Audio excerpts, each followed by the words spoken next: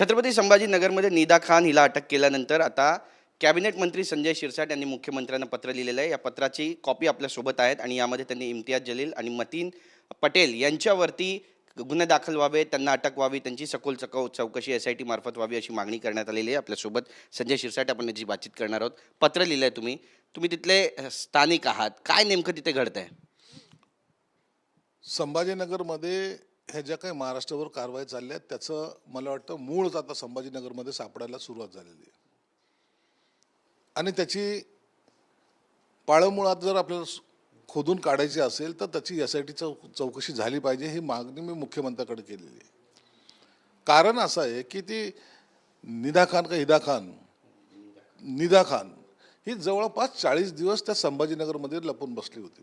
तिची आई होती, तिची मावशी होती, तिचा बाप होता, तिचा भाऊ होता, हे सर्वजणच त्या संभाजीनगरमध्ये होते आणि त्याला उघड पाठिंबा MIMचा नेता इम्तियाज जलील माजी खासदार त्यांनी नाशिकला जाऊन दिलं, भाषण केलं। पुन्हा आजही त्याचा तोच तोरा आहे की आम्ही तिच्या पाठीशी आहोत। म्हणजे त्यांनी इनडायरेक्टली जे आरोपी आहेत त्यांना सपोर्ट करायचा प्रयत्न केला। मला वाटतं हा एक गुन्हा आहे। ज्याच्यावर FIR फाटतो त्याला जर तुम्ही लपवून ठेवत असाल किंवा त्याला इतरत्र सहकार्य करत असाल तर तुम्ही आरोपी आहातच हे सिद्ध होतं। म्हणून पोलिसांनी आता कोणत्याही गोष्टीची वाट न पाहता इम्तियाज जलीलवर सुद्धा गुन्हा ताबडतोब नोंद करून त्याला अटक केली पाहिजे आणि म्हणून मी यासाठी चौकशीची मागणी सुद्धा मुख्यमंत्री महोदयाकडे केली आहे। नक्कीच काल मुख्यमंत्री पण म्हणालेले आहेत की नगरसेवकाचा MIMच्या नगरसेवकाचा यामध्ये समावेश दिसतोय, कारवाई होते, त्याला अटक करण्यात आलेली आहे आणि यासोबतच जे कोणी या सगळ्यांमध्ये लिप्त असतील त्यांच्यावर पण कारवाई होणार, सरकार सोडणार नाही। मुख्यमंत्र्यांनी अत्यंत चांगली भूमिका घेतलेली आहे आणि हे घेणं गरजेचं आहे। ही निदा खान एकटी नाही आहे, तर हे रॅकेट आहे, ही पेड वर्कर आहे। निदा खान ही पैसे देऊन कामं करणारी बाई आहे।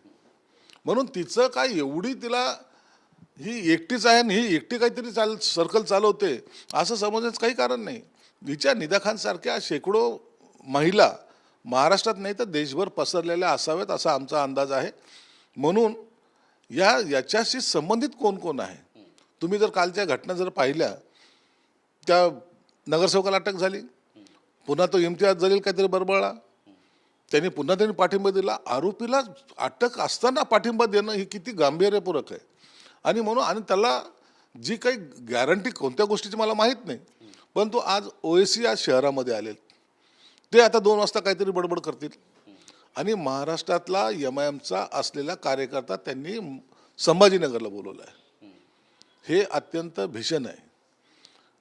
दंगली घडविणे किंवा दमदाटी करणे आता हे प्रकार तिथं वाढणार आहेत। म्हणून पोलिसांनी सतर्क राहून यांच्यावर नजर ठेवून या इम्तियाज जलील सारख्या लोकांना पहिले अटक करून कायद्याचा बडगा त्यांना दाखवला पाहिजे। इम्तियाज जलीलवरती तुम्ही आरोप करतायत पण त्यांना अटक होत नाही, त्यांच्यावर गुन्हे दाखल होत नाहीये। वारंवार आरोप होतात सरकारवरती की MIM ही भाजपची बी टीम आहे, मग यामुळेच अटक होत नाहीये का? भाजपची बी टीम नाही, हे MIM जी आहे ना सगळ्याची बी टीम आहे। त्यांना त्यांच्या योग्यतेनुसार त्यांना ज्या ठिकाणी आपल्याला निवडणुका लढवायच्या, तुम्ही निवडणुका बघा कशा लढल्या त्यांनी, ज्या ठिकाणी त्यांना पैसे भेटले त्या ठिकाणी उमेदवार उभे करायचे आणि न उभे करायचे सुद्धा पैसे ते घेतात। म्हणून त्यांना काही नीतिमत्ता नाही आहे, ते एक भाजपवर आरोप करण्यात काय अर्थ नाही आहे। ते अनेक ठिकाणी असं करतात। तुम्ही जिल्हा परिषदेची निवडणूक जरी असली, उमेदवार द्यायचा तरी पैसे घेतात, नाही द्यायचा तरी पैसे घेतात। म्हणून ह्या पद्धतीने त्यांना असं वाटतं की राजकारणी हे जे बाकीचे सर्व लोक आहेत त्यांच्याशी आमचा संबंध आहे आणि संबंध असल्यामुळं आमच्यावर कोणती कारवाई होणार नाही हा भ्रम त्यांचा आता देवेंद्र फडणवीस साहेब दूर करतील आणि त्यांना जेलमध्ये नक्की टाकतील। इम्तियाज जलील म्हणतात की निदा खान जर शिरकापरस्त असेल तर मी पण शिरकापरस्त आहे, याला उत्तर कसं देणार, कसं पाहता याकडे? याचा अर्थ त्यांनी काय केलं, मान्य केलंय ना, ते शिरकापरस्त का काय जे काय आहे, ती जर अशी आहे तो जर तसा आहे, याचा अर्थ गुन्हा करताना किंवा ती गुन्हा करत असताना तिला पूर्णपणे पाठिंबा हा इम्तियाज जलीलने दिलेला आहे, ते सिद्ध होतंय। यापेक्षा मोठा पुरावा पोलिसाला घ्यायची किंवा शोधायची गरज सुद्धा नाही आहे, त्याला तातडीने अटक करा। OAC पण येत आहेत संभाजीनगरमध्ये, जे काही घडतंय त्यामुळे संभाजीनगरची प्रतिमा मलिन होते असं म्हणा? निश्चित मलिन होते। संभाजीनगरमध्ये हे आमच्याकडे जे काही मोगलांनी राज्य केलं तेव्हापासून संभाजीनगरकडे पाहण्याचा दृष्टिकोन बदललेला आहे। अनेक ॲक्टिव्हिटीज जे आहेत ते संभाजीनगरमधून सुरू होत आहेत। तुम्ही जर पाहिले अनेक वेळेला अतिरेकी सुद्धा आमच्या संभाजीनगरमध्ये सापडले आहेत. ATSची कारवाई आमच्या संभाजीनगरमध्ये झाली होती, त्यामध्ये 2 जण मारले गेले होते, दंगली घडल्यात, अनेक अनेक घटना त्या ठिकाणी घडत आहेत. आमच्या काळामध्ये जवळपास 28 दंगली त्या शहरात घडलेल्या आहेत.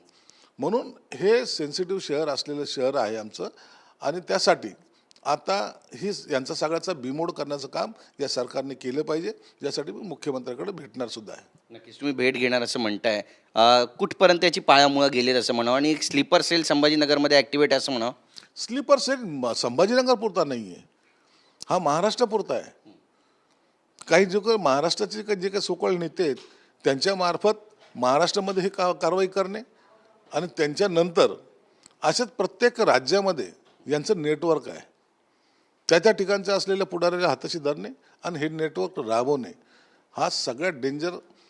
आता अतिरेकी कारवाई करता येत नाहीत, म्हणून त्यांनी हा काढलेला पर्याय धर्मांतर करणे, लवजियात करणे, आणि तिचं ड्रग्स विकणे, आणि या समाजाला, बाकीच्या समाजाला बिघडवणं, हा त्याच्या मागचा उद्देश. या माध्यमातून त्यांची ॲक्टिव्हिटी सुरू आहे, आणि ही समाजासाठी घातक आहे. ओवैसी जर संभाजीनगरमध्ये सभा घेते तर शिवसेनेची भूमिका काय? शिवसेना पण जाहीर सभा घेईल, मोठी सभा घेईल? नाही, याला सभा घेऊ द्या, याच्या बोलण्याने फरक पडणार नाही. आम्ही महायुती म्हणून आता याच्यावर काय निर्णय घ्यायचा मी देवेंद्र फडणवीस साहेबाशी बोलणार आहे, एकनाथ शिंदे साहेबाशी बोलणार आहे, आणि ते जे काही निर्णय घेतील त्या पद्धतीने आम्ही त्यांना चोख उत्तर सुद्धा देऊ. नक्की, धन्यवाद आमच्याशी बातचीत केल्याबद्दल. तर इशारा दिलेला आहे, चोख उत्तर दिलं जाईल असदुद्दीन ओवैसी यांना. नेमकं संभाजीनगरमध्ये काय घडणार आहे पाहणं महत्त्वाचं ठरेल. Camera person Adilsah Girish Gaikwad, TV9 Marathi, Mumbai.